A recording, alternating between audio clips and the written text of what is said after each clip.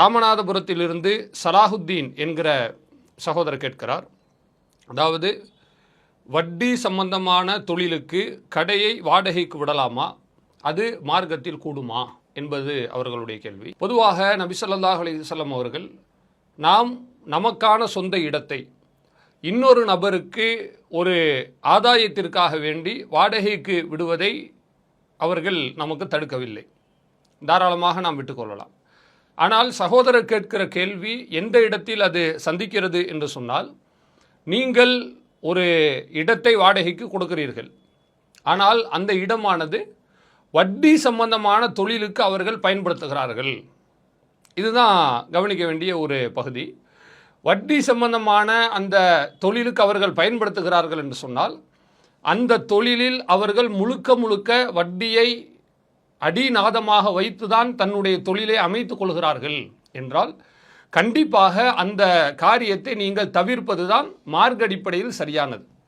ஏனென்றால் வாடகைக்கு விடுவதில் 2 சிக்கல் இருக்கிறது. ஒன்று, நாம் விடக்கூடிய அந்த வாடகையானது மார்க்கத்தின் அந்த வரம்புகளுக்கு உட்பட்டு நம்முடைய கையில் வந்து சேர வேண்டும். இது ஒன்று. இரண்டாவது, நாம் விடக்கூடிய அந்த வாடகையினுடைய முறை என்பது ஹலாலான தொழிலுக்காக விடப்பட வேண்டும். ஹலாலான தொழில்னா என்ன, ஹராமான தொழில்னா என்ன? இப்போ வட்டி சம்பந்தமான தொழில் செய்கிறார்கள். உதாரணத்திற்கு வங்கி தொழில் என்று வைத்துக் கொள்ளுங்கள். பேங்க்குக்காக அவங்க நீங்கள் கடையை வாடகை கொடுங்கன்னு கேட்குறாங்க, நீங்களும் கொடுக்குறீங்க. அதில் பேங்க்கு தான் நடத்துகிறாங்க. வேறு எதுவும் தப்பான பிஸ்னஸ் பண்ணுற மாதிரி, வேறு மார்க்கத்திற்கு மாற்றமான பொருட்களை விற்கிற மாதிரி நமக்கு தெரியவில்லை. ஆனால் பிரச்சனை என்னவென்றால், பேங்க்குக்காக அவங்க நடத்தினாலும் கூட அந்த பேங்கினுடைய அந்த செய்கை என்பது, அவர்கள் எதை அடிப்படையாக வைத்து வியாபாரம் செய்கிறார்கள் என்பது மார்க்கத்தில் கவனிக்க வேண்டிய விஷயமாக இருக்கிறது. ஏனென்றால் வங்கி என்பதே முழுக்க வட்டியை அடிப்படையாக கொண்டு நடக்கக்கூடிய ஒரு நிறுவனம் தான். அதில் அடகுக்கு வைக்கிறாங்க, அவங்கள்ட்ட இவங்க வட்டியை வசூல் பண்ணிட்டு தான் நகையை திருப்பி கொடுக்குறாங்க. லோன் இங்கே வச்சு சாங்ஷன் பண்ணுறாங்க, அதுவும் வட்டி தான். இவர்கள் வேறு ஏதாவது ஒரு பொருளாதாரத்தை வேறு யாருக்கு கொடுத்தா, இப்போ உதாரணத்திற்கு நம்முடைய அக்கௌண்ட்டு, சேவிங்ஸ் அக்கௌண்ட்டை நம்ம சொந்தமாக துவங்குகிறோம், அதுக்கு நமக்கு வட்டி பணம் அனுப்புகிறாங்க. இப்படி அவங்களுடைய சர்க்குலேஷனே நீங்கள் பார்த்தீங்கன்னு சொன்னால், ஆரம்பத்திலிருந்து கடைசி வரை வட்டியிலேயே புழங்கி கொண்டிருக்கிறார்கள்.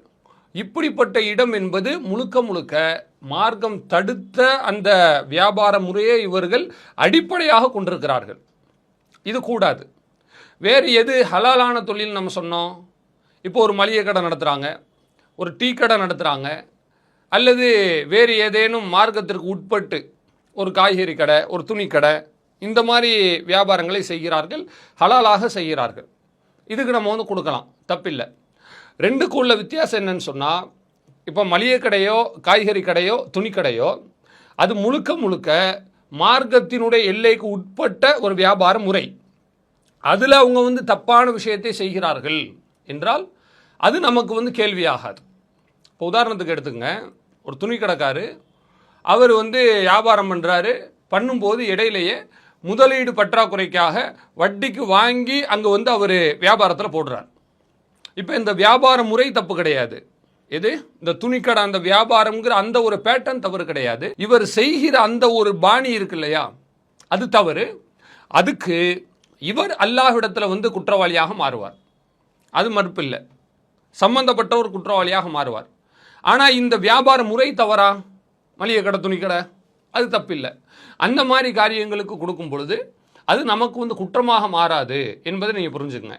ஆனால் அதே நேரத்தில் இந்த வட்டி தொழில் என்பதை பொறுத்தவரை முழுக்க அவர்கள் அதுக்காகத்தான் பயன்படுத்துகிறாங்க என்று இருந்தால் அவசியம் நீங்கள் அதை தவிர்த்துக்கிட்டு தான் ஆகணும்.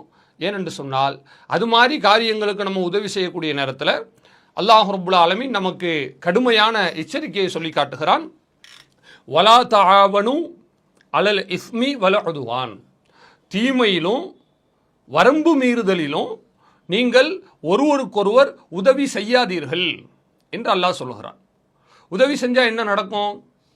அவங்க வட்டி சம்பந்தமான தொழிலுக்கு உங்கள்கிட்ட கேட்குறாங்க, நீங்கள் கொடுத்தா என்ன ஆகும்? வேறு ஏதாவது ஆகிடுமா? போலீஸ் நம்மளை தூக்கி உள்ளே வச்சுடுவாரா? இல்லை கோர்ட்டில் போய் நிறுத்திடுவாங்களா? அப்படியெல்லாம் இல்லை. நீங்கள் செய்யாதீங்க. செஞ்சீங்கன்னா இன்னல்லாஹ ஷதீதுல் இகாப், அல்லாஹ் கடுமையாக தண்டிக்கக்கூடியவனாக இருக்கிறான் என்று தன்னுடைய திருமுறையிலே சூரா அல் மாஇதா என்கிற அத்தியாயத்தின் 2வது வசனத்தில் அல்லாஹ் சொல்கிறான். ஆக அந்த அடிப்படையில் முழுக்க முழுக்க தொழிலே ஹராமான முகாந்திரத்தில் இருக்கிறது, ஹராமான அடிப்படையில் இருக்கிறது என்று இருந்தால் அவசியம் அதை தவிர்த்துக்கிறது தான் வேணும். ஹலாலான தொழிலாக இருந்தால் அதுக்கு நம்ம கொடுக்கலாம். அதுக்குள்ள அவர்கள் ஹராத்தை செய்ய விடாமல் தடுப்பது நம்முடைய கடமை. மீறி அவர் செய்கிறார் என்று சொன்னால் அது கண்டிப்பாக அல்லாஹ்விடத்தில் அவர் குற்றவாளியாக மாறுவார் என்பதை நம்ம என்ன செய்யணும், இந்த இடத்துல கவனிக்க வேண்டும். ஆக அந்த அடிப்படையில் வட்டி சம்பந்தமான தொழிலுக்கு நாம் கடைகளை கொடுப்பது என்பது கண்டிப்பாக நாம் அதற்கு ஒரு மறைமுகமாக துணை போகிவிட்டோம் என்கிற குற்றத்திற்கு நம்ம ஆளாகி விடுவோம். அல்லாஹ்வுடைய கேள்வி, இது போன்ற காரியங்களை செய்தால் மறுமையில் நம்மை நோக்கி நீள வாய்ப்பு இருக்கிறது என்பதை நம்முடைய மனதில் பதிய வைத்து இது போன்ற செயல்களை தவிர்த்துக் கொள்ள வேண்டும். அல்லாஹு அக்பர், அல்லாஹு அக்பர்.